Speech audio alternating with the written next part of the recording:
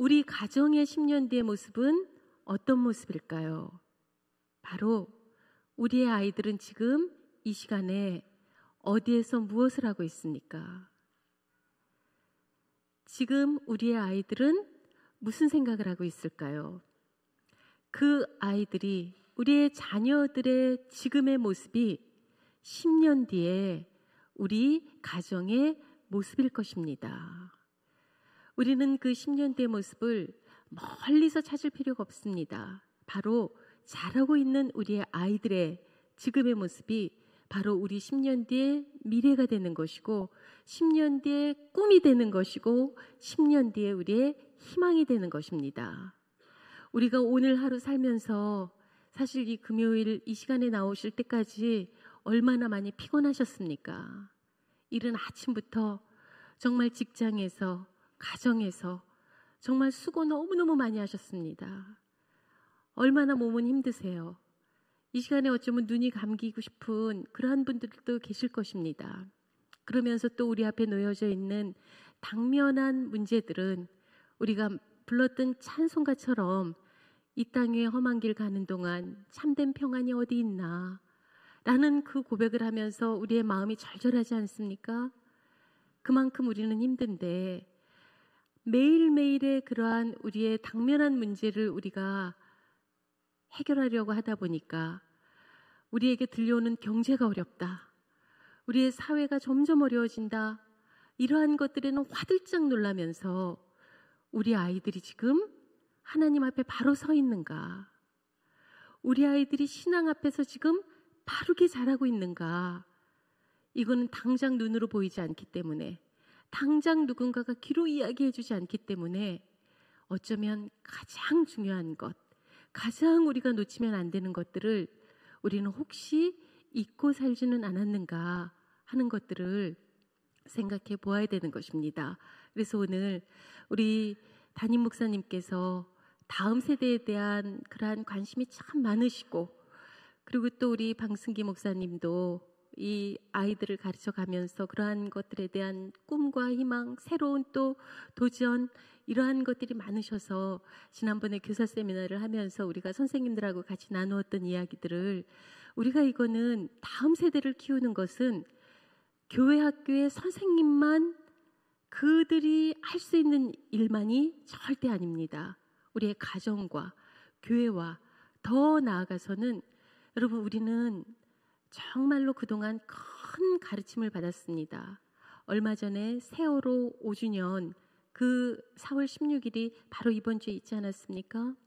우리의 사회가 안전하지 않으면, 우리가 집에서 아무리 아이들을 사랑하고 잘 돌보고 가르치고 그렇게 한다 할지라도 우리의 마을이, 우리의 사회가, 우리의 나라가 안전하지 않으면 우리의 아이들은 행복하게 자랄 수 없다는 것을 우리는 실제로 경험한 그러한 날들이 있었습니다. 그렇기 때문에 우리 아이들이 정말로 행복하게 살 수 있는, 하나님 앞에서 정말로 그들이 하나님의 자녀로서 주어진 삶을 100배, 60배, 30배 그들만의 꽃을 피워가면서 살 수 있도록 하기 위해서는 우리가 가정과 교회와 마을이 함께 힘을 잡고 다음 세대를 키워가야 되는 것입니다. 그렇기 때문에 이러한 맥락에서 오늘 함께 우리가 말씀을 몇 가지로 살펴보도록 하겠습니다. 그럼 PPT를 보면서 이야기를 하도록 하겠습니다. 오늘 제목이 그래서 4차 산업혁명 시대, 아주 급변하고 있는, 텔레비전에서도 자주 나오는 그러한 이야기죠. 이 4차 산업혁명 시대라는 이야기를 하면 너무나도 할 이야기가 많지만 오늘은 아주 간단한 몇 가지만 이야기하면서 이렇게 급변하는 시대를 살면서 가정과 교회와 마을이 어떻게 함께 우리의 다음 세대를 키워갈 것인가 하는 이야기를 말씀드리도록 하겠습니다. 다음으로 넘어갑니다. 자, 이 말씀인데요.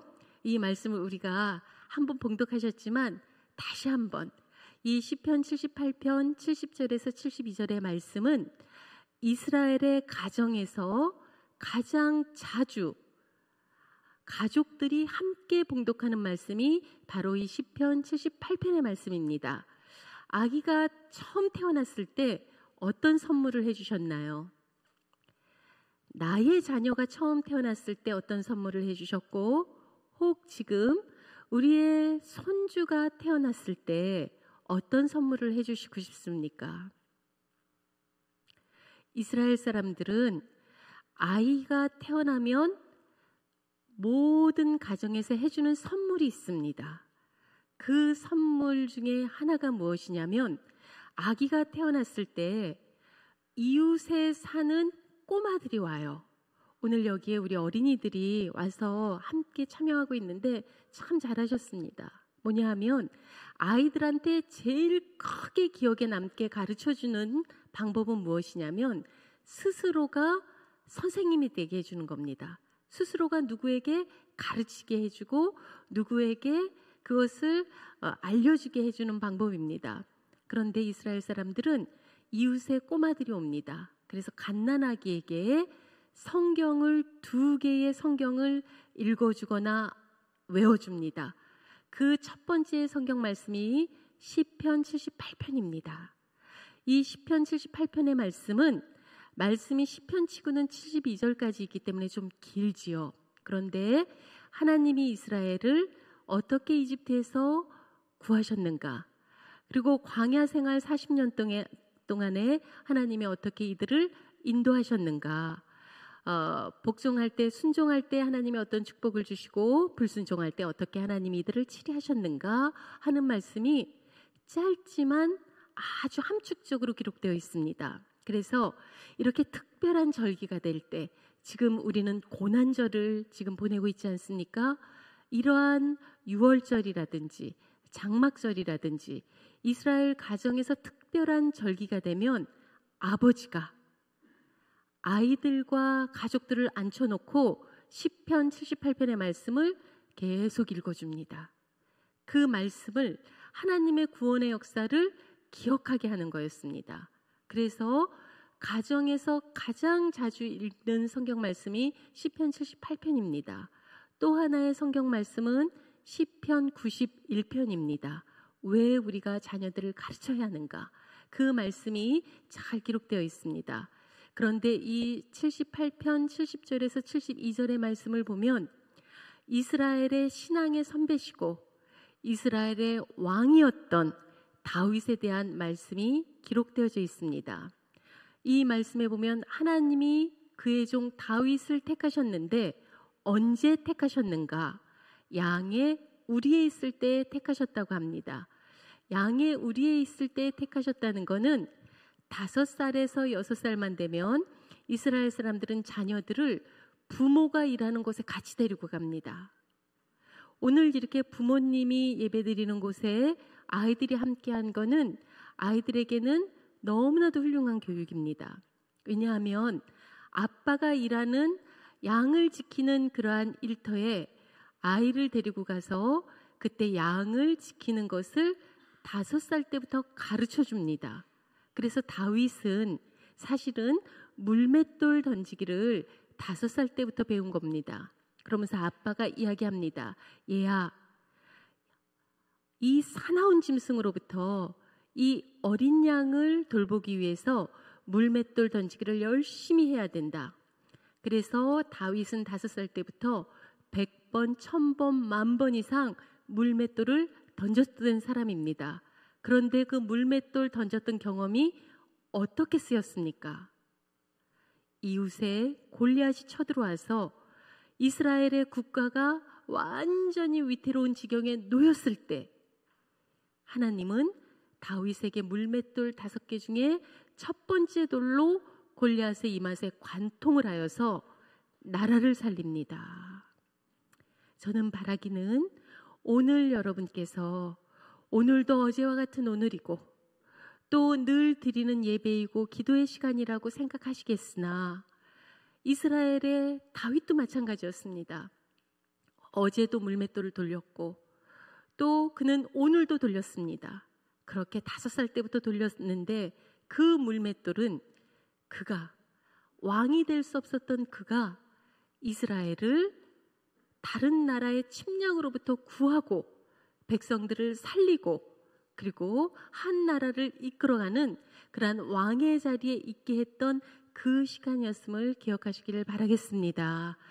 여러분들의 이 시간이 그리고 이곳에 함께 참석한 우리 아이들이 들었던 이 말씀이 어느 때인가 다윗이 그러했던 것처럼 정말로 하나님의 영광을 위해서 아름답게 사용될 수 있는, 귀하게 사용될 수 있는 그러한 시간이 있다라는 것을 우리가 믿는 마음으로 이 말씀을 보시길 바라겠습니다.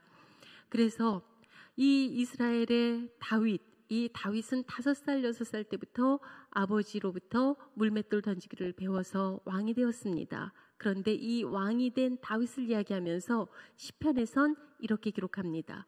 그는 2가지의 능력이 있었는데 첫 번째 능력은 마음의 완전함으로 이스라엘을 인도하였고 손의 능숙함으로 그들을 지도하였다라고 이야기합니다. 저는 저희의 학생들과 또 제가 딸이 2명이 있습니다. 저희의 아이들을 위해서 매일 아침 눈을 뜨자마자 하는 기도가 있습니다. 그 기도가 바로 이 기도입니다. 하나님, 오늘도 우리의 가정이 주님 앞에 마음이 완전한 그러한 가정으로 서게 해주시고 하나님 앞에 손이 능숙한 가정으로 서서 마음이 완전함으로 맑은 영성, 하나님의 음성을 들을 수 있고 하나님의 마음으로 사람들을 만날 수 있고 사람들에게 위로를 줄 수 있고 희망을 줄 수 있고 하나님 앞에 기도를 줄 수 있는 그러한 사람으로 우리가 서게 해주시고 손의 능숙함이라는 것은 우리가 마음만으로 이 세상을 살아가는 것은 아닙니다. 아이들이 다 가지고 있는 장점들이 있습니다. 잘할 수 있는 하나님만이 주신 달란트가 있는 거죠. 그거를 100%, 정말로 100배, 60배, 30배 활짝 꽃을 피우면서 우리 아이들이 가는 곳마다 그들이 하나님 앞에 쓰임받는 손이 능숙한 자로 설 수 있게 해주십시오라고 하나님 앞에 기도합니다. 아마도 다들 기도 제목이 각양의 기도 제목들이 있으실 것입니다. 그러나 오늘부터는 이 기도 제목을 가정의 기도의 제목으로 삼으셨을 때 말씀 속에서 이스라엘 사람들은 그들의 자녀들이 마음의 완전함, 손의 능숙함을 가진 자녀들이 되도록 기도하고 그렇게 가르쳤던 것처럼 우리의 가정도 우리의 자녀들도 이 마음의 완전함, 손의 능숙함으로 그렇게 서는 가정이 되시길 바라겠습니다. 그래서 마음의 완전함이라는 것은 다윗이 가졌던 마음의 완전함이라는 것은 무엇일까? 그가 사실은 이스라엘을 그렇게 골리앗의 손안에서 건져내고 나서 그에게 영광과 찬사만 있었던 것은 절대 아니었습니다. 그 순간부터 사울의 질투로 인해서 죽음의 그러한 고비를 여러 번 넘기게 됩니다. 죽음의 고비를 넘겨요. 그때 다윗이 뭐라고 고백하느냐? 그때 하나님께 부른 찬양이 여호와는 나의 목자시니 내게 부족함이 없습니다. 시편 23편은 그렇게 죽음의 눈앞에 목전에서 그가 쫓기는 몸이 되어서 정말로 위기에 놓였을 때 그때 고백한 그 말씀이 바로 시편 23편의 말씀입니다. 여러분, 우리는 부모로서 우리 아이들을 잘 보호하고 지켜주고 싶지만 그들과 영원히 같이 있을 수 없습니다. 그들에게 우리가 남겨줄 수 있는 것, 그들에게 쥐어줄 수 있는 것은 돈이 아닙니다. 물질이 아닙니다. 정말로 가장 귀한 것은 무엇이냐면 그들이 삶의 과정 속에서 때로는 광야 같은 곳도 만날 것이고 때로는 천둥 번개치는 그러한 과정도 만날 것입니다. 그럴 때에 다윗처럼 정말로 그가 위기에 있을 때 포기하지 아니하고 하나님은 나의 목자시니 내게 부족함이 없습니다. 고백할 수 있는 그 신앙을 갖게 해주는 것입니다. 뿐만 아니라 이 다윗이 그러한 위기 때는 그리하였지만 또 그가 왕으로서 나라를 치리하면서 실수하는 적도 있었습니다. 밧세바와의 적절치 않은 관계로 자기의 수치가 다 드러났을 때 사실은 그가 왕이 이렇게도 못한단 말이냐, 왕이 하나의 여인을 자기의 아내로 취하는 게 물론 남편을 내가 사지로 모른 것은 있지만 할 수 있는 일 아니냐라고 할 수도 있었을 것입니다. 그러나 그는 잘못했습니다. 하나님 앞에 죄를 뒤집어 쓰고 회개를 합니다. 자기의 잘못이 드러났을 때는 회개합니다. 여러분, 우리는 실수할 수 있어요. 그때는 하나님 앞에 겸손히 나와서 다윗은 회개하였던 것입니다. 인생 살아가면서 제일 피눈물 나는 고통이 무엇일까요? 자녀를 먼저 보내는 일입니다. 다윗은 그 일을 겪었습니다. 우리의 하나님도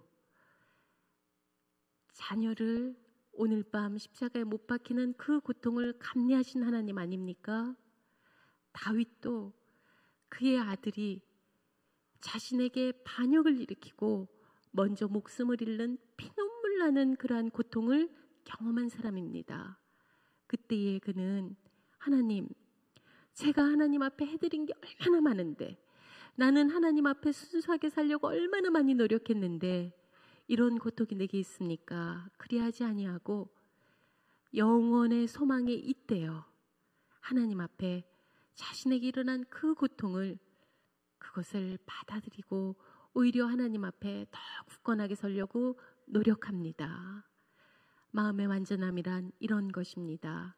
높은 데에 있을 때 교만하지 않을 수 있고, 낮은 자리로 가고 우리가 위기의 자리로 간다 할지라도 좌절하지 않을 수 있고, 약한 자 앞에서는 정말로 사랑과 겸손함으로 그들을 끌어안을 수 있고, 강한 자 앞에서는 네가 나의 하나님을 모욕한단 말이냐 하고 당당하게 나갔던 것처럼, 강한 자 앞에서는 우리가 좀 더 당당한 모습으로 설 수 있도록 그렇게 살아가는 것, 그게 마음의 완전함입니다. 말씀은 바로 다윗이 그러한 마음의 완전함을 지녔다라고 이야기합니다. 이것이 바로 우리의 기도 제목이고, 우리 아이들이 바로 이러한 모습으로 서기를 우리는 기도해야 되는 것이고, 바로 그것을 위해서 우리는 함께 힘을 합해서 우리 아이들을 세워 나가야 되는 것입니다. 이 마음으로 우리 아이들이 마음의 완전함으로, 손의 능숙함으로, 우리의 가정이 하나님 앞에 마음의 완전함으로, 손의 능숙함으로 서게 하소서 하는 기도의 마음으로 이 말씀을 다 함께 다시 한번 봉독하시겠습니다. 또 그의 종 다윗을 택하시되 양의 우리에서 취하시며 전양을 지키는 중에서 그를 이끌어내사 그의 백성인 야곱, 그의 소유인 이스라엘을 기르게 하셨더니 이에 그가 그들을 자기 마음의 완전함으로 기르고 그의 손의 능숙함으로 그들을 지도하였도다. 아멘. 이 말씀입니다. 이렇게 마음의 완전함과 손의 능숙함으로 우리는 우리 아이들을 키우고 싶은데, 우리는 아까 그런 질문을 제가 드렸잖아요. 하나님도 이 세상을 제일 먼저 창조하시고 창세기 1장에 제일 많이 나오는 단어가 무엇입니까? 보시기에 좋았더라, 보시기에 좋았더라, 모든 것이 행복하고 완전하였더라, 그 말씀입니다. 그런데 이렇게 하나님도 우리에게 처음 인간을 만들어 놓으시고 하나님이 우리에게 하신 것은 너희들 내가 만든 규칙을 잘 지켜라, 너희들은 내 앞에서 경배를 하거라, 순종을 잘하거라, 이렇게 말씀하시지 않았습니다. 정말로 보기에 좋구나, 아름답구나, 원더풀, 정말 놀랍도록 너희들이 아름답구나 감탄을 해주셨어요. 그래서 하나님 앞에서 우리가 정말로 거룩한 신앙생활을 한다는 것은 어떤 것과 연결되느냐, 행복하게 하나님이 우리에게 주신 이 인생들을 감사함으로, 행복함으로, 기쁨으로 살아가는 것을 의미하는 것입니다. 그래서 우리의 감리교의 이 창시자인 존 웨슬리 선생님은 뭐라 그러셨냐면, Holiness is happiness, 거룩함은 곧 행복함이다. 또 역으로 행복하게 우리가 주 안에서 사는 것이 거룩함으로 가는 길이다 라고 이야기를 하셨습니다. 그렇죠? 그래서 어거스틴이라는 신학자는 그렇게 이야기해요. 하나님을 사랑하라, 그리고 하고 싶은 대로 해라. 그건 뭐냐면 우리를 옥죄면서 사는 것이 아니라 하나님을 사랑하면서 하나님의 거룩 안에 거한 다음에 그 다음에 우리가 자유롭고 행복하게 살아가라 라고 이야기를 하고 계신 것입니다. 그럼 질문할게요. 행복하세요? 네. 근데 목소리가 조금씩 것 같아요. 행복하세요? 행복하십니다. 행복하세요. 오늘 이곳에 모여서 우리가 함께 말씀을 들을 수 있고, 함께 찬양할 수 있고, 함께 기도할 수 있고, 얼마나 행복하십니까? 그렇죠? 그런데 우리 아이들한테 이 질문을 했어요. 너희 행복하니? 하고 질문했더니 초등학교 1학년부터 고등학교 3학년까지 이 질문을 했더니 우리 아이들은 뭐라고 대답했을까요? 행복하지 않아요? 라고 대답했어요. 우리 부모들은 언제 행복하세요? 사실은 우리 아이들이 행복할 때 우리도 행복한 겁니다. 아이들은 행복하지 않다고 하는데 우리가 행복할 수 없는 거거든요. 그런데 이 연세대학교 사회발전연구소하고 한국방정환재단에서 8년 동안을 조사를 했습니다. 그런데 아이들, OECD 국가 아이들하고 쭉 비교해서 몇만 명의 아이들에게 조사를 했는데 너희 행복하냐? 라고 했을 때 그 8년의 조사 동안에 우리 아이들의 질문에 대한 대답은 무엇이었냐면 동일한 결과가 나왔어요.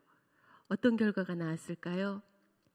2009년부터 2017년까지 쭉 조사를 했는데 그 질문의 결과는 무엇이냐면 우리 아이들이 OECD 국가 중에 꼴찌입니다.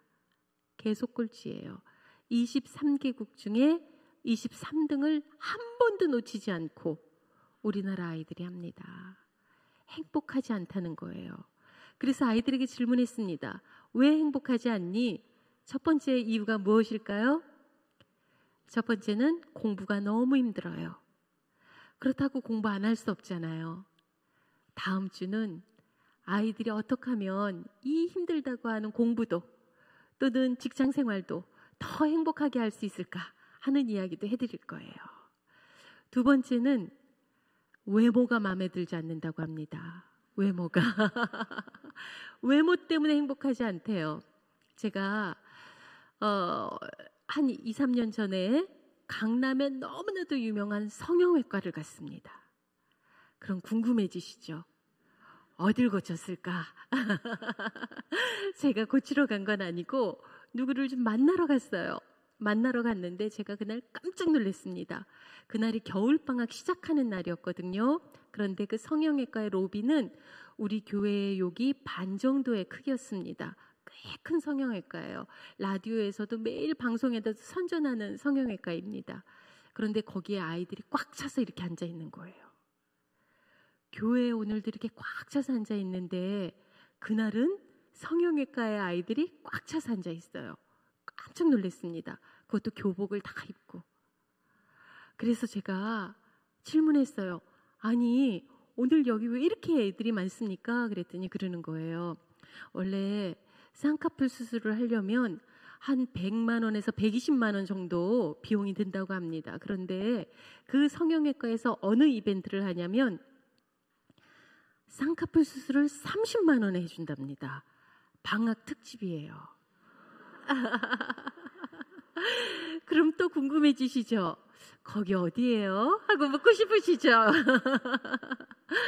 그래서 아이들이 뭐냐면 다 3만 원씩을 들고 온 거예요. 엄마한테 묻지 않고 뭐냐면 10% 3만 원을 내고서는 날짜 잡고 예약하고 간다는 겁니다. 그러고서 이제 집에 가서는 뭐 하겠어요?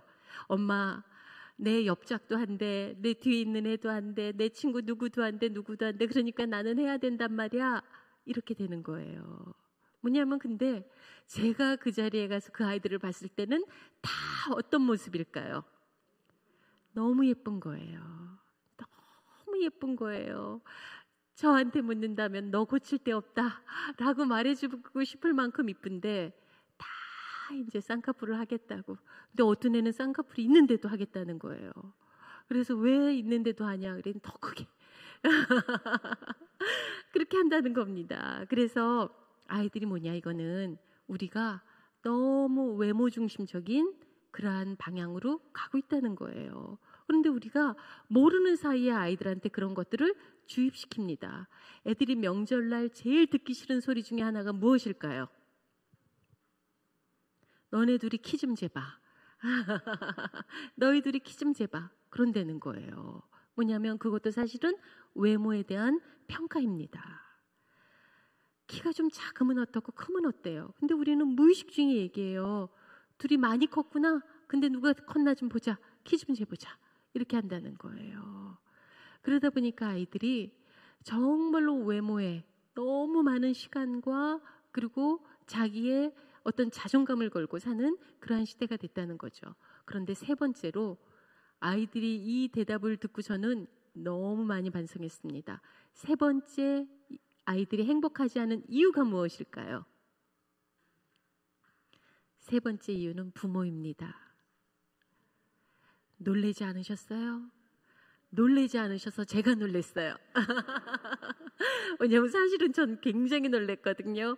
뭐냐면 우리 부모가 얼마만큼 아이들을 위해서 허리띠를 졸라매고 사는데 내가 못 입더라도 우리 아이는 잘 입히고 싶고 내가 못 먹더라도 우리 아이는 용돈 조금 더 줘서 친구들하고 맛있는 거 먹으러 가는데 빠지게 하고 싶지 않고 내가 조금 아껴 쓰더라도 아이들 공부하는 거 부족함 없이 해주고 싶어서 우리는 그렇게 오늘날까지 왔잖아요. 그런데 아이들이 대답한 거에 세 번째 이유가 뭐냐면 나는 부모님 때문에 행복하지 않아요. 초등학교 1학년부터 고등학교 3학년까지의 대답이었습니다. 초등학교 학생이 인터뷰를 했어요. 그 인터뷰 중에 이런 인터뷰가 나옵니다. 초등학교 2학년 아이가 얘야 너 오늘 뭐 걱정되는 일 혹시 요즘에 걱정되는 일이 있니? 그랬더니 아이가 그럽니다. 이번에 본 시험 점수가 너무 걱정돼요. 그래? 그러면 가족들은 너에게 어떤 사람이야? 그랬더니 이야기합니다. 가족이요?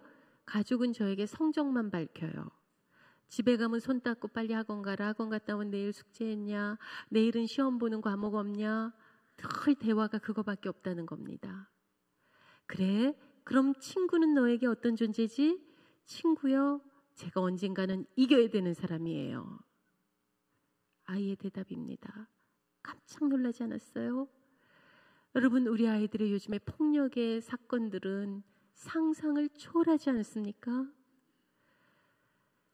자신들이 때리다가 옥상에서 뛰어내려서 죽은 친구의 잠바를 입고 법정에 나올 수 있는 그런 모습들은 우리 아이들이 어디에서 나온 걸까요? 사람이 싸우다가 한 대 쥐어 박을 수는 있어요. 쥐어 박다가 서로 머리채 잡을 수는 있어요. 그러다가 발길로 찰 수도 있습니다. 그런데 피가 뚝뚝뚝뚝 떨어져서 여기에 흥건히 고일 때까지 돌아가면서 한 아이가 죽어가는데도 돌아가면서 때릴 수 있었던 그 아이들의 모습은 어디에서 왔을까요? 바로 친구가 누구니 했더니 아이가 대답합니다. 제가 언젠가는 이겨야 되는 사람입니다. 너 똑같이 돈 내고 학원 다니는데 쟤는 성적 올랐다는데 너는 이게 뭐냐? 엄마가 보람 좀 있게 해줘야지. 너 똑같이 대학 나오고 쟤는 취직했는데 너는 왜 아직도 이렇게 집에서 나가지도 않고 있냐? 너 노력 덜 하는 거 아니야? 제가 요즘의 상황에 대해서 설명하겠지만 그렇지 않습니다. 우리가 상상하는 것 이상으로 이 사회가 변화해 가고 있어요. 너 노력 안 해서 그런 거 아니야? 라는 이 이야기만으로 우리 아이들에게 더 열심히 살으라고 그렇게만 이야기할 순 없는 때가 되었습니다. 아이가 이야기해요. 그러다 보니까 친구는 제가 이겨야 됩니다. 친구는 같이 재밌게 또는 정말로 내가 힘들 때 같이 손잡고 가야 될 사람이에요 라는 이야기가 아니라 그런 이야기를 아이가 하더군요. 그리고 아이에게 질문했습니다. 얘야, 그러면 너는 어떤 사람이니? 저요? 공부 못하니까 쓸데없는 사람이죠. 우리가 혹이라도 너 그렇게 공부 안 하면 네 앞길이 어떻게 될지 뻔히 보인다. 왜 그때 갑자기 예언의 영이 임합니까? 그렇죠? 그것도 긍정적으로 임하는 게 아니라 부정적으로. 너 이번 성적 내가 다 알 것 같아. 뻔히 보여, 뻔히 보여. 응? 너 하는 행동 보면 앞으로 어떻게 될 거 너는 예상 못하겠냐? 이러한 이야기들을 너무나도 우리는 사실은 가끔 화가 나니까 그렇게 이야기하는 거지만 툭툭툭툭툭 떨어뜨릴 때가 있습니다. 여러분, 우리가 하나님을 믿는 사람으로 산다는 것의 가장 큰 특징이 무엇일까요? 언어가 바뀌는 것입니다. 언어가. 하나님이 이 세상을 태초에 무엇으로 창조하셨습니까? 말씀으로 창조하셨습니다. 그 창조에 하나님이 우리와 함께 계십니다. 우리의 언어에는 그렇기 때문에 생명력이 있습니다. 우리들이 화가 나서 종아리 한 대 때린 거는 하룻밤 자고 나면 가라앉아요. 그러나 내가 뱉은 말은 언젠가는 싹을 틔웁니다. 여러분, 아무리 화가 나도 여기까지 꼭 참으세요. 부정적인 이야기는 하지 마세요. 아이의 인생에 걸림이 되는 가시덤불과 같은 그러한 이야기로 우리 아이의 미래 앞에 씨를 뿌려서는 절대 안 될 일일 것입니다. 그런데 가끔 우리가 그렇게 하죠. 그래서 우리는 언어가 바뀌는, 하나님이 세상을 천주로 창조하셨고 인간이 죄로 인해서 하나님과 같이 되겠다 하니까 그때 바벨탑 사건 속에서 언어가 통하지 않아요. 서로 아무리 설명을 해도 말이 안 통합니다. 여러분, 가끔 그럴 때 있지 않습니까? 남편과 내 사이에서, 또 자녀와 부모 사이에서 제일 가까운 사람인데도 당신은 평생 내 이야기를 듣지 않고 살아왔어. 당신이 언제 내 의견을 존중해 준 적이 있어? 엄마가 왜 그렇게 이야기를 해도 너는 듣질 않니? 다 가로막힌 것 같은 그러한 심정일 때가 있을 것입니다. 바벨탑 사건 때도 그랬습니다. 우리가 하나님과의 관계에서 죄라는 게 가로막혀 있을 때, 하나님과의 관계가 온전하지 않았을 때 인간과의 관계에서 더 이상 소통은 없었어요.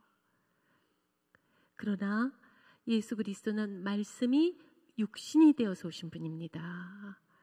그리고 예수 그리스도가 하늘로 가시고 성령이 오순절 때 임하실 때 어떤 징조를 제일 먼저 보여주셨을까요? 서로 다른 동네에서 와서 알아들을 수 없는 그러한 서로 언어가 통하지 않는 사람들인데, 그때에 어떤 말로 말씀을 전해도 그들이 다 알아듣더라. 즉 언어가 소통되기 시작한 겁니다.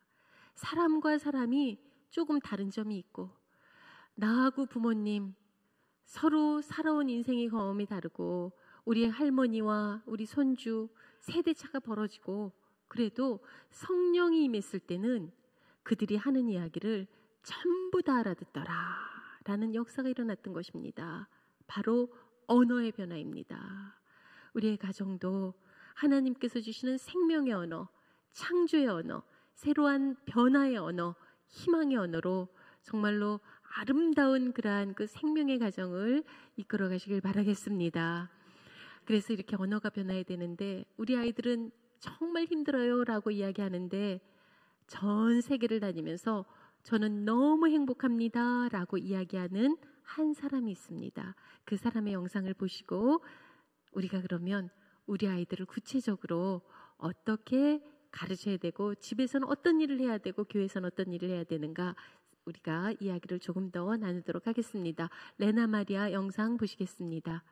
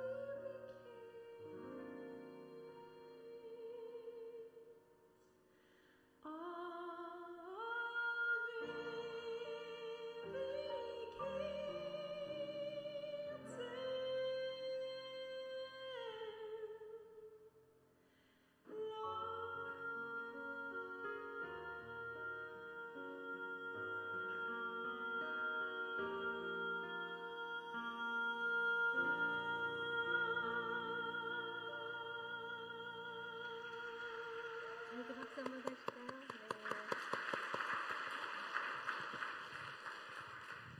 네, 보신 레나마리아는 우리나라에도 여러 번 내한을 했던 유명한 세계적인 CCM 가수이기 때문에 익히 알고 계신 분들도 많이 계시리라고 그렇게 생각이 듭니다. 레나마리아는 보신 바와 같이 1968년에 스웨덴에서 태어났는데 태어날 때부터 중증 장애를 가지고 태어났습니다.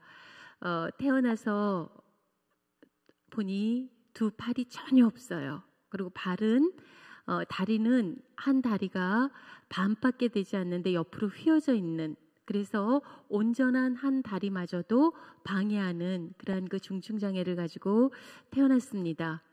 엄마는 기도하는 사람이었습니다. 의사가 아기가 태어난 다음에 엄마에게 보여주지 않았습니다. 충격이 너무 크리라 생각을 한 거죠. 그리고 아빠를 불렀습니다. 우리 스웨덴은 복지가 잘 된 나라인데 여러 이러한 그 장애를 가진 아이들을 잘 키울 수 있는 기관도 있는데 이 아이를 그런 기관에서 키울지 아니면 집에서 키울지 생각해 보세요. 아빠는 고민을 하다가 이야기를 합니다. 엄마가 충격을 받지만 그러나 엄마에게 아이를 먼저 보여주세요. 뭐냐면 가정에서 자녀들에게 부모의 말이 권위가 있으려면 어떻게 해야 될까요?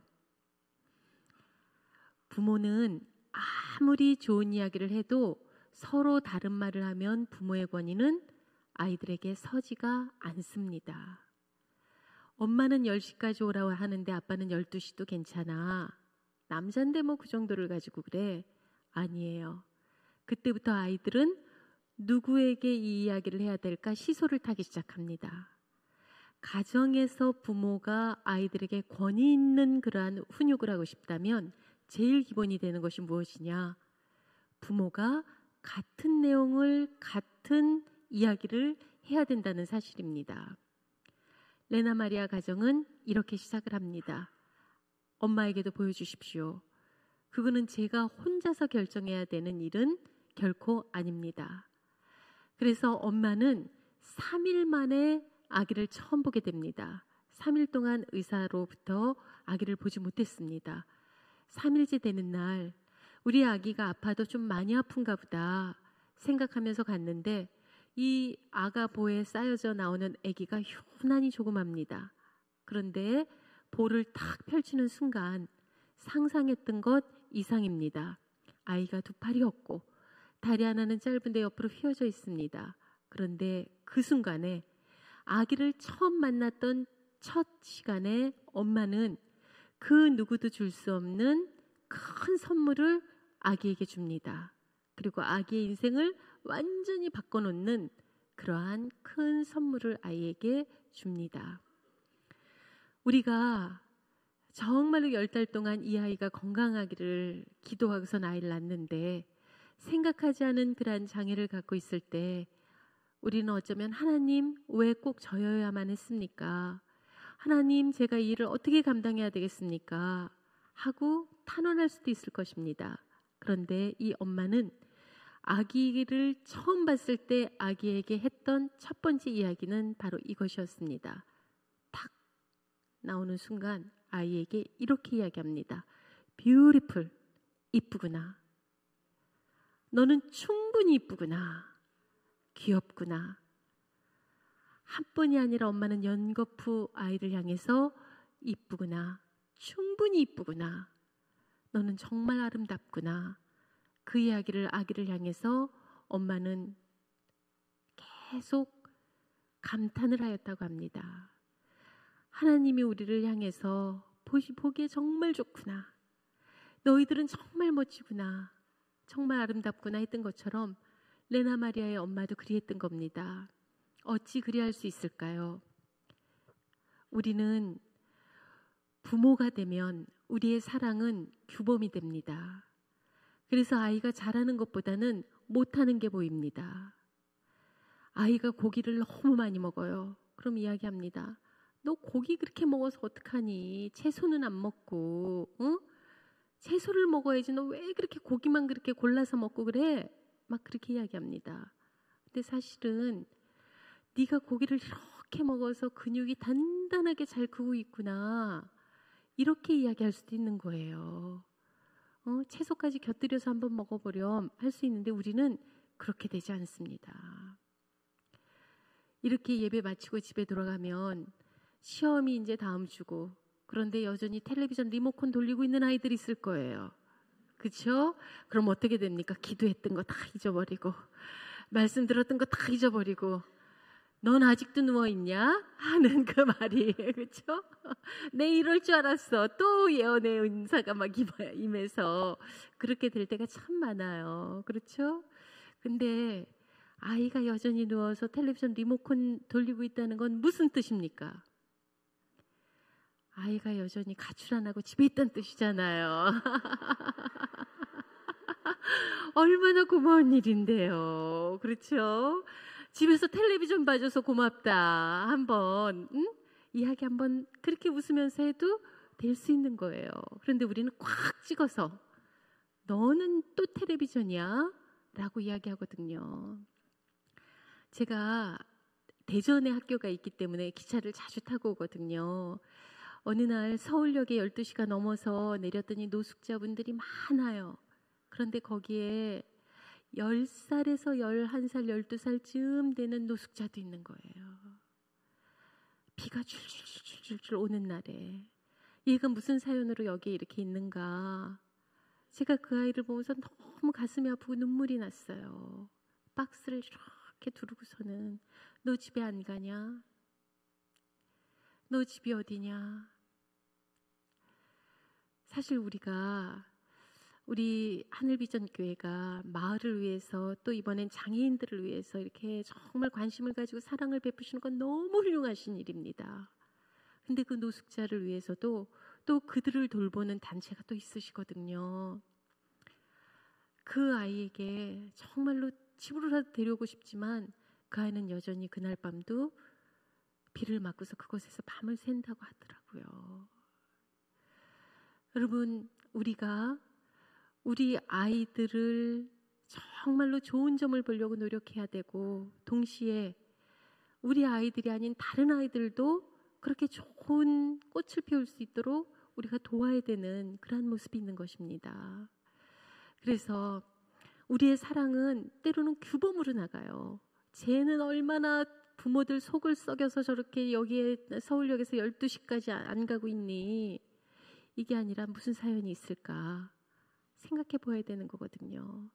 우리의 사랑이 규범이 아니라 우리의 사랑이 정말 하나님이 지금 이 아이를 보고 우리 아이를 보고 어떻게 생각하실까 하는 하나님의 눈으로 바뀌어야 되는 것입니다. 레나 마리아 엄마는 바로 아이의 없는 두 팔을 보지 않았어요. 짧은 다리를 보지 않았어요. 레나 마리아 엄마가 본 것은 반짝반짝 빛나는 그 눈빛, 그리고 엄마를 향해서 웃는 아기의 예쁜 미소. 엄마 저도 세상에 나가서 살 거예요. 콩닥콩닥 뛰는 그 심장 소리를 엄마는 들었던 것입니다.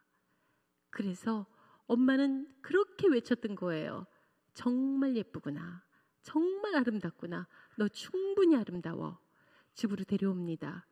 그리고서는 아이가 돌쯤 됐으면 걸어야 되는데 다리가 하나밖에 없으니까 못 걷잖아요.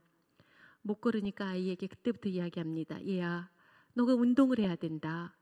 그런데 운동을 하는데 수영을 하자. 그러면서 옷을 다 벗겨서 수영을 시킵니다. 레나 마리아 엄마가 한 번도 하지 않은 이야기가 있다고 합니다. 엄마가 돈 모아서 네 팔 없는 거 감쪽같이 사람들이 모르게 해줄게. 한 번도 이야기하지 않았다 그래요.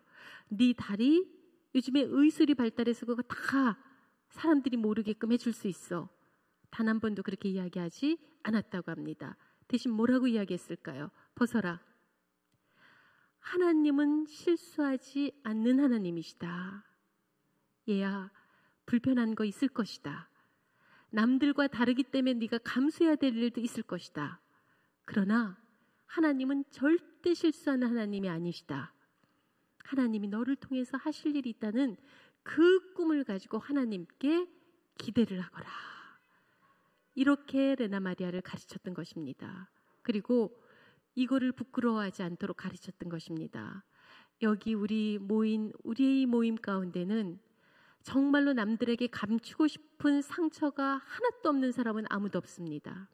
때로는 정말로 이것만은 남들이 몰랐으면 좋겠어 라는 그러한 아픔의 상처들이 다 있지만, 그 상처를 드러냈을 때, 그거를 당당하게 고백하고 내가 당당하게 살아갈 수 있을 때, 그것은 결핍이 아니라 우리의 장점이 될 수 있는 것이고 기회가 될 수 있었던 것입니다. 바로 레나 마리아가 그리했습니다. 그래서 수영을 합니다. 당당히 벗고 나가서 수영하지요. 장애인 올림픽에 나가서 금메달을 땁니다. 그리고 나서 학교를 갑니다. 음악적 재능이 있어요. 피아노를 배우고 싶다고 합니다. 학교에서 발 하나를 가지고 피아노? 당연히 칠 수 있지. 피아노를 학교에서 가르쳐 줬습니다. 피아노를 배운 다음에는 오르간이 배우고 싶은 거예요. 그러니까 피아노 쳤으면 됐지 무슨 오르간까지, 이렇게 이야기하지 않습니다. 오르간? 한번 그런 오르간이 있는지 찾아보자. 여러분, 가장 중요한 교육은 무엇이냐? 아이들에게 노라고 말하기 전에 아이들에게 한번 해보자 라고 이야기해야 됩니다. 우리가 가지고 있는 선입견들이 너무 많아요. 우리가 가지고 있는 틀들에 우리는 늘 갇혀 있습니다. 그래서 아이들에게 그걸 어떻게 하려고 그래 라고 이야기합니다. 여러분, 그러나 새로운 우리 아이들의 가능성을 찾는 비결은 그래 한번 해보자입니다. 시도해보자 라는 것입니다. 선생님이 그걸 알아봤어요.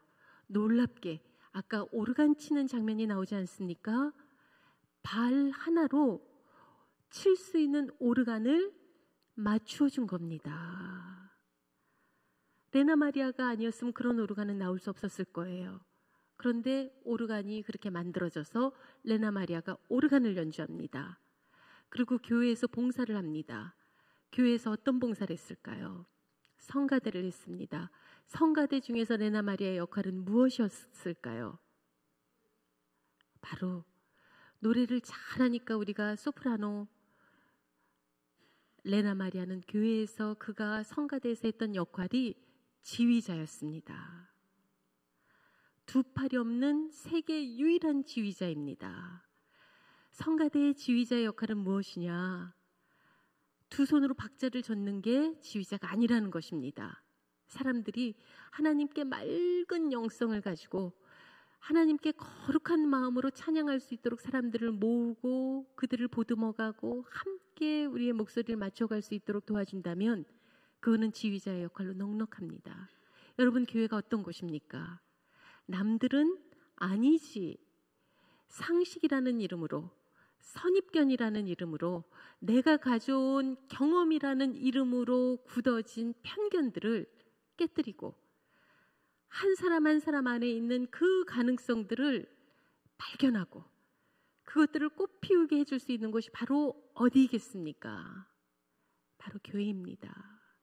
저는 하늘비전교회가 그러한 비전을 가시기를 바라겠습니다. 저는 이곳에 있는 우리의 아이들은, 이곳에서 자라고 있는 우리의 아이들은 레나 마리아처럼 그들에게 있는 그 아름다운 가능성들이 정말로 마음껏 꽃피어서 레나 마리아가 전 세계를 다니면서 희망의 증거가 되어서 노래를 합니다. 찬양을 합니다. 그리고 그는 늘 이야기합니다.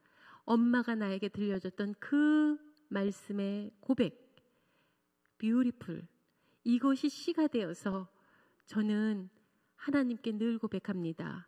내 삶은 어메이징 그레이스라고, 내 삶은 하나님의 놀라운 은총이라고 고백할 수 있는 것은 우리 어머니께서 심어주신 너는 아름다워 했던 그 말씀의 씨앗입니다 라고 이야기를 합니다.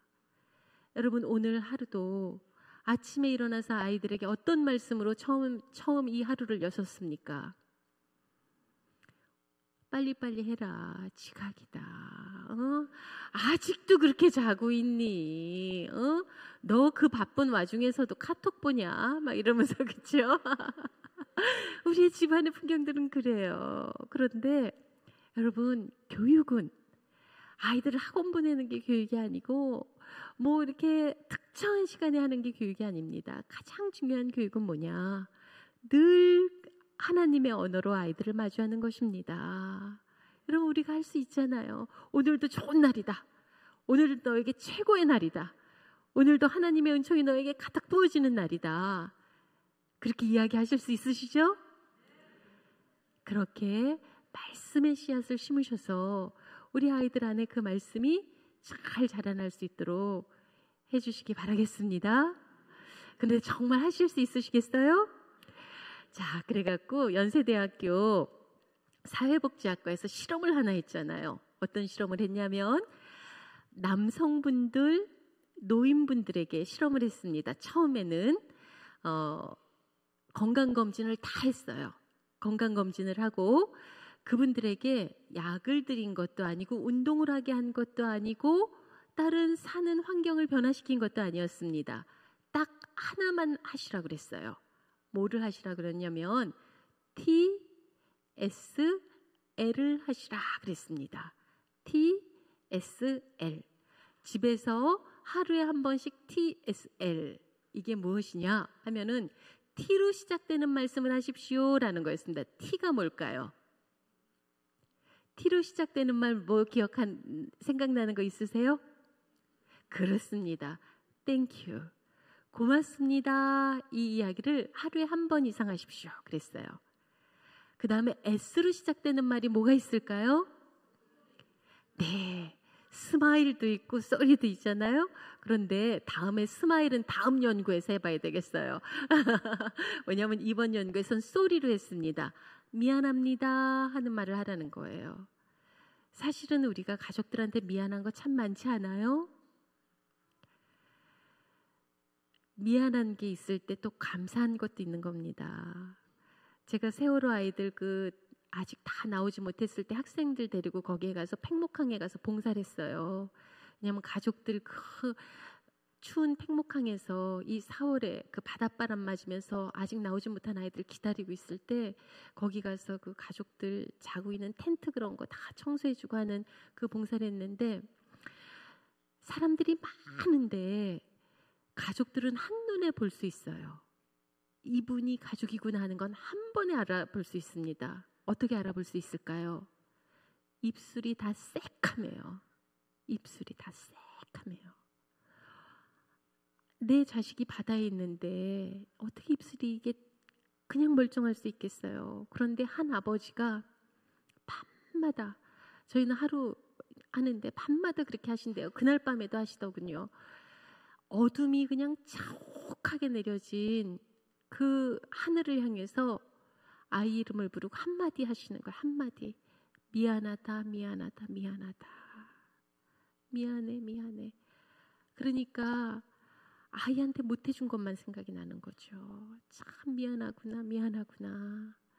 사실 우리는 가족들하고 살아가면서 참 미안한 거 많아요. 어떻게 보면 더 잘해주지 못해서 미안하고, 또 그 마음을 헤아리지 못해서 미안하고, 또 부모님한테도 우리가 잘 효도하지 못해서 미안하고. 그런데 놀랍게도 우리는 남들한테는 미안하다는 이야기 비교적 잘한답니다. 그런데 가장 가까운 사람들한테는 미안하다고 안 한대요. 당연하다고 생각한대요. 그래서 미안하다고 그래라 라는 것. 그 다음에 L로 시작되는 말을 하라 라고 이야기했습니다. L로 시작되는 말은 뭐가 있을까요? 그렇죠. 제 1절 맞추셔서 love, 사랑한다 라는 이야기를 하라고 그랬어요. 그랬더니 놀라운 일이 벌어졌습니다. 그렇게 약 7주를 다른 건 아무것도 바꾸지 않았습니다. 약도 뭐 운동도 아무것도 안 했는데 7주를 했더니 몸이 바뀌는 거예요. 몸이. 말로만 했는데. 뭐냐면 우리가 몸이 노화되는 그러한 그 산화 스트레스를 막는 항산화 스트레스 지수가 50%가 딱 올라가는 거예요. 그리고 우리가 이 건강 능력 지표 그게 30%가 더 올라가더랍니다. 80%가 더 건강해질 수 있는 요소가 더 늘어나는 거예요. 그러면서 어떤 일이 벌어졌느냐? 암, 당뇨병, 파킨슨병, 심장질환, 고혈압 이런 것들을 발생시키는 요소들이 확 현저하게 줄어들더라는 겁니다. 놀라운 건 뭐냐면 언어가 사람의 몸을 바꾸는구나. 그 실험이었어요. 그래서 이거 여러분들 신문기사 찾아보시면 TSL 찾아보시면 신문기사로 아주 대서특필됐었습니다. 그래서 세브란스 병원에서 이거를 가족치료요법으로 씁니다. 가족들 안에서도 같은 집에 살면서도 하루에 말 한마디 안 하는 사람들도 있는 거예요. 정말 남보다 더 미워하면서 같이 집안에 있는 사람들도 있는 거예요. 가족들이 상담받으러 오거나 그 가족 치료에 참여한 사람들에게 다른 거 시키지 않았습니다. 집에 가서 고맙다고 말씀하세요. 아내가 밥을 차려놓으면 오늘 반찬은 왜 이래? 지금 며칠째 이러고 있어. 이런 얘기 하시는 게 아니고 고맙습니다. 이렇게 아파트 문 탁 열고 들어가면서 밥 냄새 나면 상 안 차려줘도 그렇게 말씀하세요. 와, 맛있는 냄새 난다. 그렇게 이야기하라는 거예요. 고맙습니다. 그럼 미안합니다. 응? 내가 더 잘해주지 못해서 미안하다. 더 많이 같이 있지 못해서 미안하다. 사랑한다. 그 이야기를 하라는 거예요. 그랬더니 가족들이 다른 거를 바꾸지 않았는데 너무 놀랍게도 가족이 회복되더라는 겁니다. 여러분 어려운 데서 찾지 않으셔도 됩니다. 그래서 이 TSL 이 요법으로 가족이 회복되는 경험들을 가정들이 하게 됐던 거예요.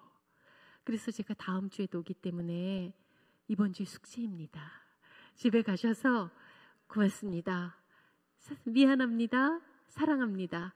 하루에 한 번씩 하시는 거 꼭 기억해 주시기 바라겠습니다. 하실 거죠? 근데 우리가 이게 쉽지 않아요. 그래서 영상 하나만 보실게요. 이게 우리만 쉽지 않은가? 다른 사람들도 쉽지 않은데 어색함의 산을 넘으시면 됩니다. 왜 이걸 못하냐? 어색해서 못해요. 그래서 우리는 어색함의 산을 넘어가야 되는데 남들도 얼마나 어색하는지 한번 보시겠습니다. 부산경찰 보시겠습니다.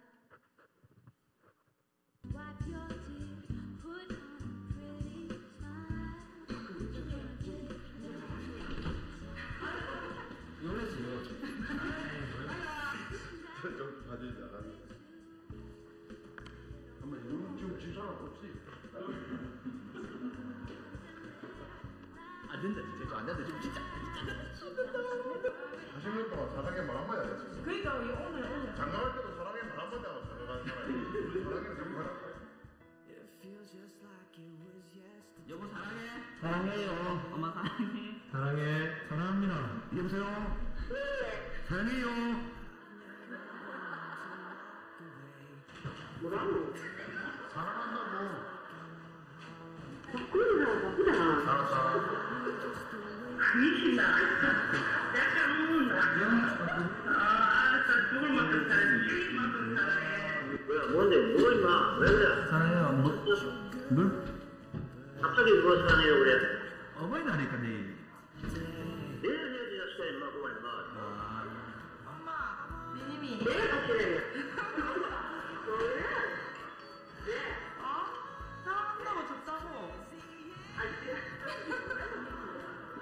뭐고 갑자기 엄마 생일이 지나가도 모르고 있는데 나는 아들이야.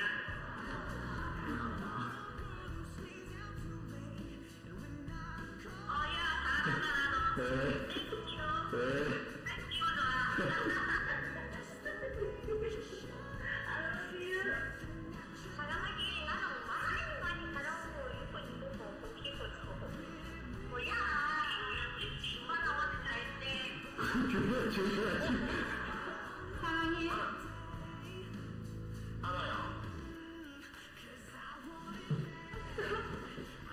나도 사랑한다 네.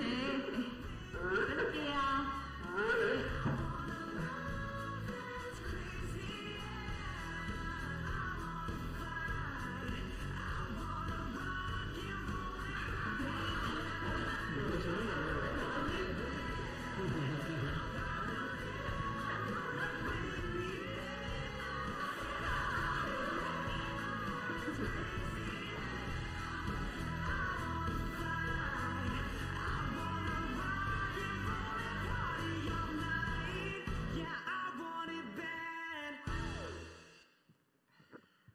네, 우리만 어색한 게 아니죠? 그래서 연습을 한번 해보셔야 되겠습니다. 가족들한테 하기 위해서 옆에 있는 분들하고 한번 연습해 보세요. 자, 이렇게 함께 해주셔서 고맙습니다 하세요. 네, 이렇게 함께 해주셔서 고맙습니다. 고맙습니다. 네. 네. 그럼 뭐가 미안하세요? 네, 더 자주 못 만나서 미안합니다 하세요. 네, 더 자주 못 만나서 미안합니다. 네, 네, 네. 자, 주 안에서 사랑합니다. 네, 주 안에서 사랑합니다. 네. 세상에 하늘비전교회는 가르쳐주지 않아도 너무 잘해요. 사실은 스킨십까지 하면은 저기는 효과는 배가 올라가는데, 제가 스킨십 하란 말도 안 했는데 막 서로 껴안고 악수하시고 이렇게 하시는데, 자, 옆에 분 좀 자세히 한번 보세요. 자세히 보아야 이쁘다. 그렇죠? 자세히 보시니까 어떠세요? 이쁘고 멋있으세요? 자, 그럼 이렇게 한번 우리가 레나 마리아 엄마가 이야기했던 것처럼 우리 그렇게 할게요. 자, 멋있어서 고맙습니다 하세요. 네, 멋있어서 고맙습니다. 네, 멋있어서 고맙습니다. 네, 그럼 뭐가 미안할까요? 이렇게 우리는 자존감 있게 살아야 되거든요. 더 멋있어서 미안합니다 하세요.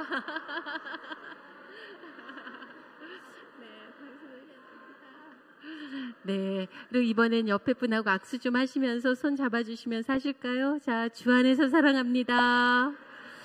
네, 주 안에 사랑합니다. 네. 자, 그렇게 해서 이제 연습하셨으니까 집에서도 하실 수 있으시겠죠? 네, 집안에서 이렇게 하는 게 사실은 하나님의 생명의 언어를 우리 가정에 정말 아름다운 신앙의 언어로, 신앙의 유산으로 우리의 가정에 하나님의 그러한 그 가정의 분위기로 만들어 나가는 가장 기초적이고도 중요한 그러한 부분이다라는 걸 기억하시길 바라겠습니다. 그리고 이제 PPT를 몇 장 보면서, 자, 그렇게 해서 첫 번째 우리가 그러면 이렇게 마음의 완전함, 손의 능숙함을 가지게 하기 위해서 첫 번째 우리의 언어를 변화시키는 그러한 교육이 필요하다. 그러한 우리의 신앙의 변화가 필요하다. 그래서 하나님의 생명의 언어를 우리의 가정에 심는, 또 우리 교회 안에서 그러한 언어를 가지고 우리의 공동체를 만들어가는 것이 필요하다 하는 걸 첫 번째로 말씀을 드리고요. 두 번째로 이제는 우리가 우리 아이들을 키우기 위해서 꼭 알아야 되는 게 있습니다. 뭐냐면 우리 아이들이 선교지다라고 할 만큼 우리 아이들을 우리가 잘 모른다. 그래서 우리 아이들을 잘 알아야 된다고 말씀드렸지요. 우리 아이들이 살아갈 세상을 알아야 됩니다. 우리가 살아온 세상하고 너무 다른 세상이 지금 사실은 벌어지고 있어요. 그래서 지금 학자들은 무엇이라고 이야기하냐면 한 세대를 보통 30년이라고 이야기했거든요. 아니라는 거예요. 지금은 세상이 너무 빨리 여러 가지 사회적 변화가 크기 때문에 우리 자녀와 부모와의 간격은 2세대, 3세대 그 정도, 60년, 90년 그러한 차이 정도까지도 날 것이다 라고 이야기를 합니다. 그럼 우리 아이들이 어떤 세상을 살아가게 될 것인가, 그거에 대해서 제가 한 10분만 더 하고 말씀을 마치도록 하겠습니다. PPT 잠시 보여주실까요? 예. 자, 4차 산업혁명, 이때 가장 중요한 특징 중에 하나는 뭐냐? 지식 폭발의 시대입니다. 역사에서 지식의 증가는 100년에 2배씩 증가했는데 지금 우리가 2019년 현재는 13개월에 2배씩. 근데 우리 아이들이 한참 활동할 2030년에는 3일에 2배씩 지식이 막 늘어납니다. 요즘엔 그래서 아이들이 어른들보다 훨씬 더 많은 지식을 가지고 있는 경우가 많아요. 그리고 아이들한테 질문하면 아이들이 핸드폰에서 금방 찾아주죠. 뭐 때문에 그렇습니까? 네이버 가라사대. 네이버 치면 네이버가 다 얘기해줘요. 그렇죠? 네이버 가라사대 딱 치면. 유튜브를 요즘에 보면은 없는 지식이 없습니다. 그래서 전에는 저희도 학교에서도 가르치는 방법이 확 바뀌었거든요. 이제는 부모님들이 아이들보다 더 많이 알고 있지 않아요. 그리고 이제 아이들이 살아갈 세상은 지식을 많이 머릿속에 넣는 것으로 아이들이 살아가는 세상이 아닙니다. 이제는 다 테이크아웃 컴퓨터가 다 핸드폰 손안에 있잖아요. 그렇죠? 그렇기 때문에 이제는 우리는 근데 여전히 우리가 선생님만 아는 지식을 책에서 막 줄쳐가면서 암기해갖고 다녔던 것처럼 너 그렇게 앉아서 공부 못하겠어? 엉덩이에 힘이 공부에 힘이야 막 이런다고요. 근데 아닐 거예요. 이제는 그 힘이 지나간 세대가 되었습니다. 다음으로 넘어갈게요. 네, 다음으로 넘깁니다.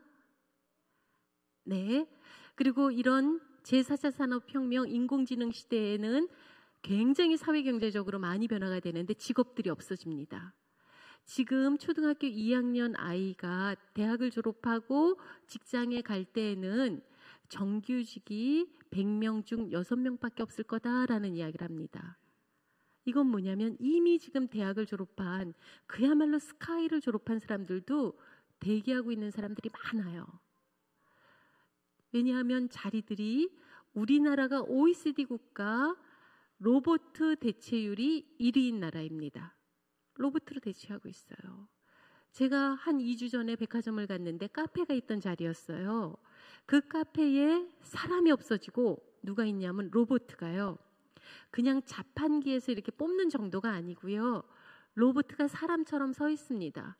그리고 제가 딱 그 버튼을 아메리카노를 누르니까 그때부터 원두를 갈아요. 그리고 드립을 합니다. 그래서 저를 줘요. 거기에 있던 두세 사람은 어디 갔을까요? 직장을 잃었어요. 너 지금 공부 안 하고 뭐해? 내가 너 직장 안 나간다는 거 얘기를 못 하겠다. 여러분 절대 그런 이야기 하지 마세요.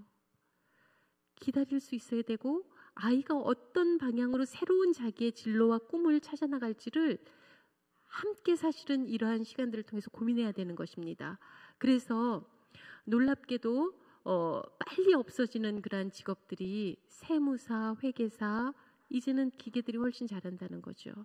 여러분 이미 병원에도 누가 들어왔습니까? 왓슨이라고 하는 의사가, 인공지능 의사가 이러한 진료들을 이미 하기 시작했어요. 자, 그리고 이제는 택배도, 요즘 우리 택배 얼마나 많이 받습니까? 택배도 누가 해요? 드론이 곧 이제 한다고 합니다. 그래서 집안의 창문에다 탁 붙여주고 간대요. 드론이. 예, 그 정도로. 이제는 배달도 누가 해요? 얼마 전에 TV에 나오던데요. 이미 시작된 데도 있습니다. 드론이 피자 배달 다 해주고 있더라고요. 이제는 그런 자리까지도 전부 없어지고 있는 겁니다. 그래서 우리나라에서 청년들에게 일정 부분의 돈을 주어야 된다 하는 이유가 뭐냐면 학생들이, 저도 학교에 있지만 밥 못 먹는 학생들도 있어요. 여러분 꿈을 우리가 꾸기 위해서는 적어도 밥은 먹어야 꿈은 꿀 거 아니에요. 그래서 학교 졸업하고 일정 부분의 청년들에게 꿈을 꿀 수 있는 비용은 주자. 기본적으로 밥 먹을 수 있는 비용을 줘서 일자리를 만들거나, 그래서 요즘 학교에서 제일 많이 투자하는 게 뭐냐면 창업 지원입니다. 창업. 일자리를 만들으라는 거예요. 있는데 들어가는 게 아니고. 자, 그런데 이런 시대가 되어도 없어지지 않는 직업이 있습니다. 뭘까요? 없어지지 않고 오히려 더 많이 필요로 하는 직업군들이 있는데 선생님도 없어지진 않습니다. 아니, 지식은 다 네이버가 가르쳐 주는데요. 학생들의 가능성들을 발견하고 학생들을 지도해 주는, 가르치는 게 아니라, 그래서 요즘엔 티칭하지 말고 코칭하라 라는 이야기를 하는 겁니다. 가르쳐 주는 게 아니라 아이들을 지도해서 코치처럼 그 아이들의 길을 인도해 주는 그 역할을 하는 선생님은 계속 존재해야 된다는 겁니다. 그리고 두 번째는 상담사. 상담이 그래서 굉장히 지금 제가 대학 졸업하고 대학원 갈 때는 연세대학교에서도 상담학 교수님도 안 계셨어요. 그런데 그때 상담을 전공하고 상담학으로 대학원을 갔던 친구들은 나중에 다 교수가 될 뿐만 아니라 막 자리를 골라갔어요. 그땐 그랬거든요. 야, 누가 자기 고민을 돈 주고 이야기하니? 막 이랬어요. 아니에요. 요즘에는 마음에 대한 고민들을 이야기할 때가 점점점 많이 더 필요해진다는 겁니다. 여러분 교회에서도 우리가 해서 속회 모임, 이런 거 너무 중요한 거예요. 마음을 나눌 수 있는 곳. 그리고 이런 시대가 될수록 더 중요해지는 일이 있다고 그래요. 그 직업이라고 얘기해서 죄송하지만 뭘까? 1위예요. 1위. 영국 옥스퍼드대, 미국 하버드대, 우리나라 이 연구 공통으로 1위로 나오는 최상위로 나오는 그게 누구냐? 목회자입니다. 목회자. 왜요? 앞으로 사람들의 영성이 더 중요한 때가 되고 사람들이 이런 시대에 이제 교회 안 나올 거 아니야? 아니라는 거예요. 더 사람들은 갈급합니다. 중요한 건 주파수를 우리가 맞춰줘야 돼요. 교회의 역할이 더 중요해지는 때라는 겁니다. 우리를 하나님이 부르셔서 우리가 찾아가야 되는 사람들이 더 많아지는 때라는 거예요.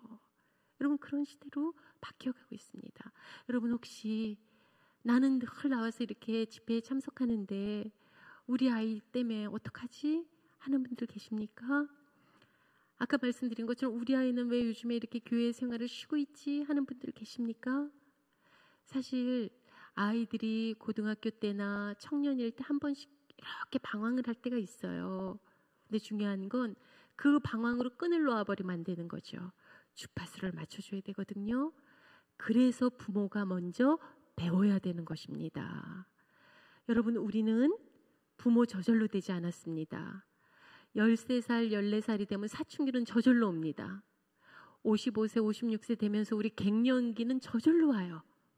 결혼을 했든 안 했든 직장을 다니든 아니든 저절로 와요. 그런데 부모는 아기가 태어나면서 부모도 태어나는 겁니다.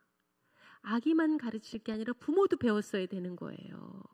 그런데 우리는 저절로 부모 역할을 해오느라고 얼마나 시행착오가 많았습니까? 근데 지금이라도 늦지 않았어요. 우리 부모가 먼저 배우면서 아이들을 갖춰야 되는 거거든요.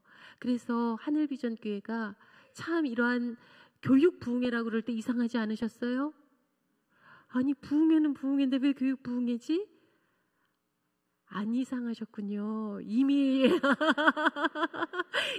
그런 교육에 대한 중요성을 다 우리 알고 있는 교회인데 죄송합니다. 저는 이상하게 생각하진 않았을까 하는데 사실은 이제는 부흥회도 이런 교육 부흥회가 너무 중요한 거예요. 뭐냐면 부모가 먼저 배우고 우리 아이들 가르쳐야 되니까 거기서 부흥은 있는 겁니다. 자, 그렇게 해서 이 인공지능 시대에 이러한 사회적 경제적 변화가 일어나요. 다음으로 넘어갈게요.